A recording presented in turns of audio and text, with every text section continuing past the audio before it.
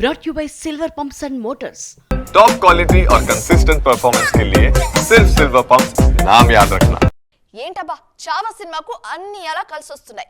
చేసింది historical story కదా, ఎవరి మనోభావాలు దెబ్బతినట్లేదంటే అనుకుంటున్నారంతా.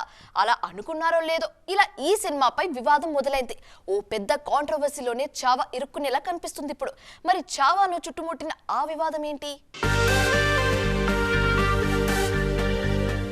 చావా సినిమాకు ఎవరి దిష్టో గట్టిగా తగిలేసింది. గత 2 వారాలుగా బాక్సాఫీస్ దగ్గర సునామీ సృష్టిస్తోన్న ఈ మూవీపై అనుకోని వివాదం చెలరేగింది.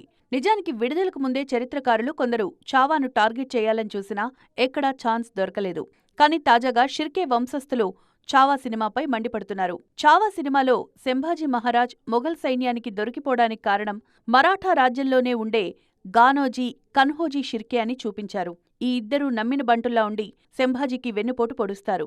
ఈ వంశస్థుల్లో ఒకరైన షిర్కే వారసులే ఇప్పుడు చావాపై అభ్యంతరం వ్యక్తం చేశారు. తమ పూర్వీకులను తప్పుగా చూపించి చరిత్రను వక్రీకరించారని ఆరోపించారు. సినిమాలో తన పూర్వీకుల సన్నివేశాలు మార్పులు చేయాలని, లేదంటే న్యాయ పోరాటానికి దిగడమే కాకుండా 100 కోట్ల పరువు నష్టం దావా వేస్తామంటూ దర్శకుడు లక్ష్మణ్ ఉటేకర్కు నోటీసులు పంపించారు షిర్కే 13వ తరం వారసులు.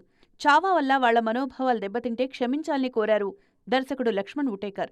మరి ఈ వివాదం ఎక్కడ ఆగుతుందో చూడాలి.